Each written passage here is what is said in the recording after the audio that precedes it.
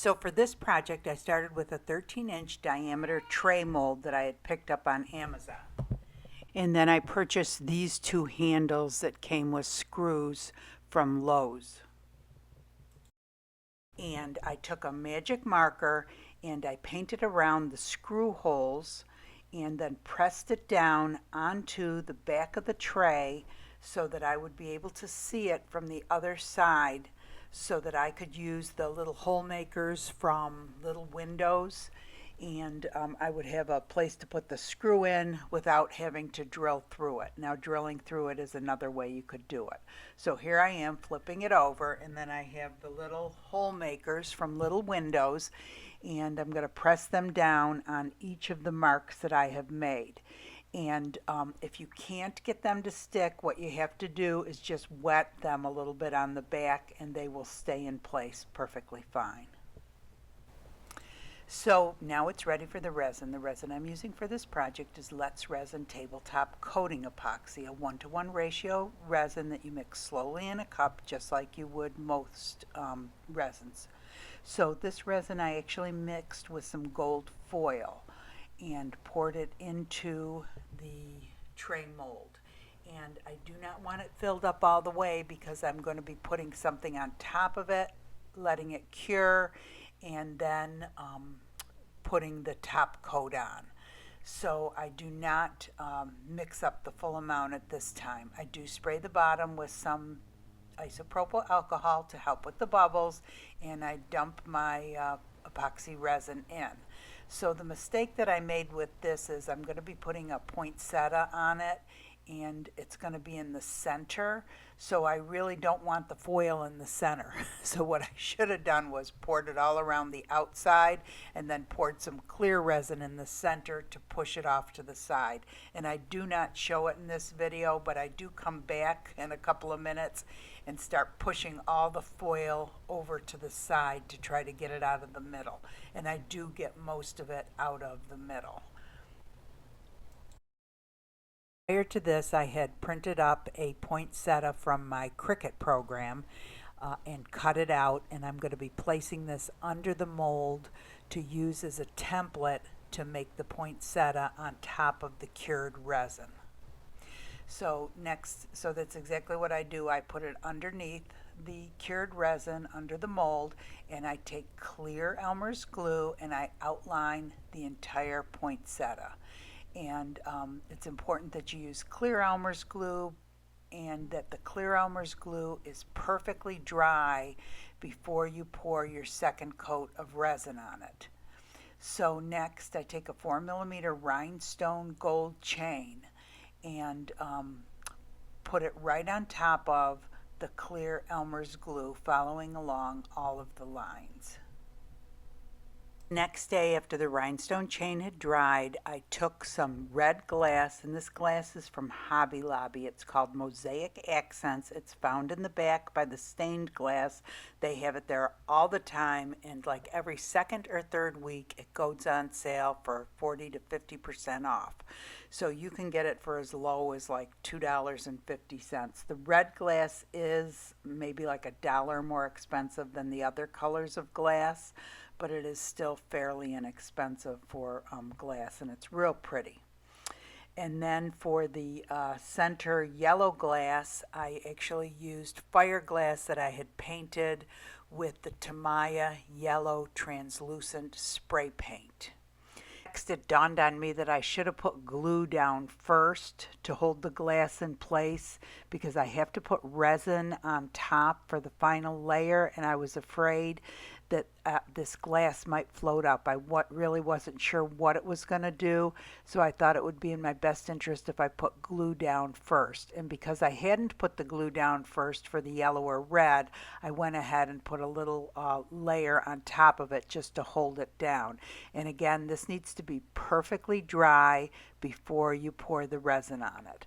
So the next day, after it was perfectly dry, I came back and I mixed up some more Let's Resin resin, epoxy resin.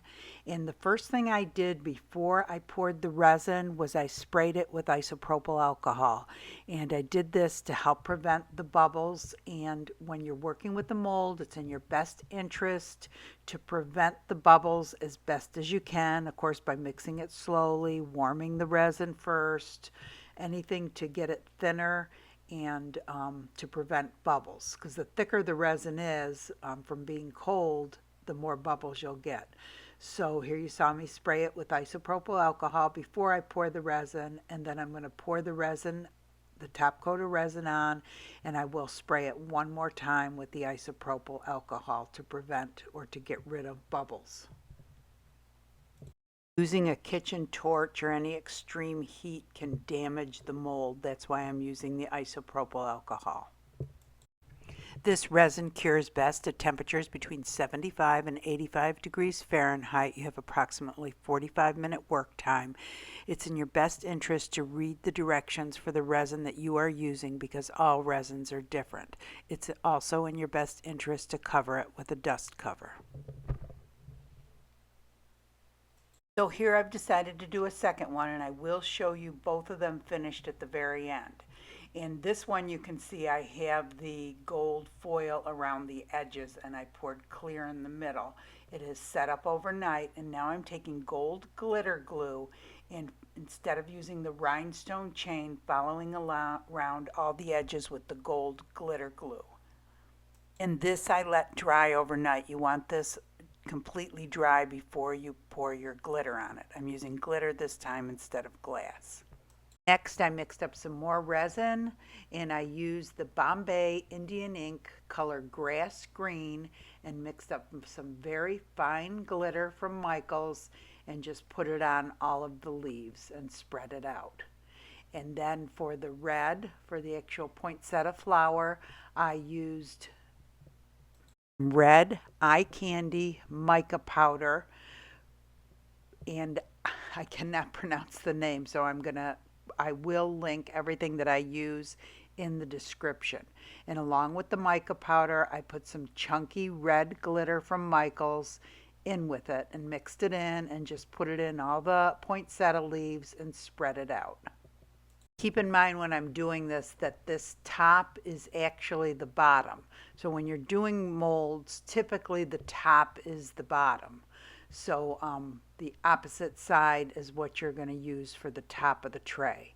So for the very center part, I used some gold mica powder and mixed it in with some gold chunky glitter and put that in the very middle. And again, this had to set up, actually you probably only had to let this set up for about 8 hours, but I did let the resin cure overnight before I added the final layer. Careful how much glitter and resin you use, because I put a little bit too much on and some of it was coming over the edges of the glitter glue. Again, after the glitter glue has dried, the next day I put the remaining layer of resin on the top. Now this mold is a fairly large mold, and it takes a total of 24 ounces of resin if you're to fill it all the way to the top. Hey everyone, hope you can see this okay. So the reason I ended up making another one was I wasn't real happy with this. Now it does look real pretty when it's sitting flat on the counter and you're using it the way you're supposed to as a tray.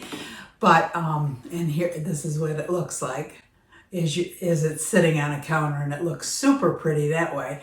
But the glass, because it isn't, I couldn't fill it in all the way, it's just spotty, I think. And I'm going to pull it up close so you can see it.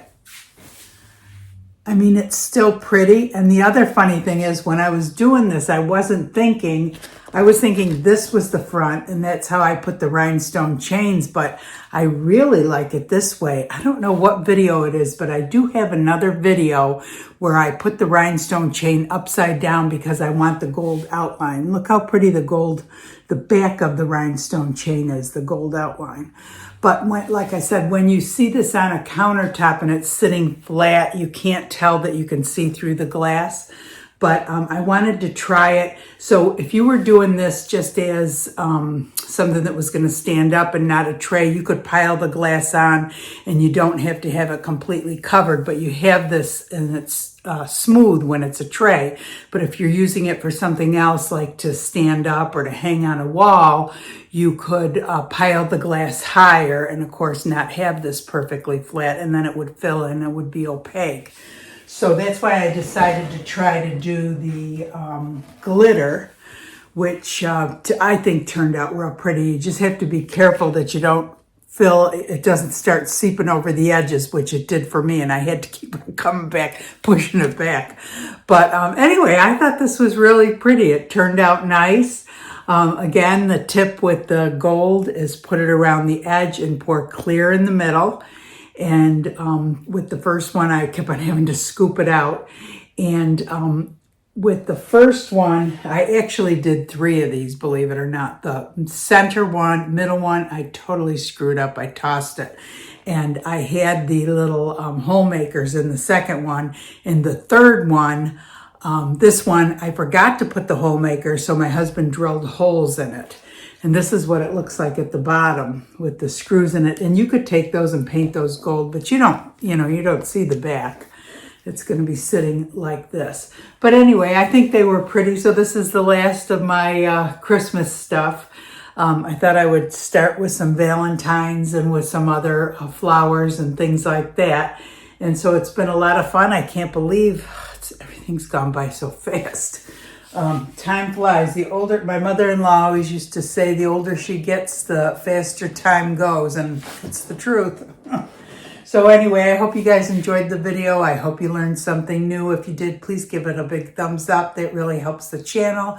If you enjoy the channel, go ahead and subscribe. That really helps the channel. Come join us over on our Facebook page. A lot of beautiful artwork over there. And I hope you guys all have a Merry Christmas and a Happy New Year. Thanks for watching.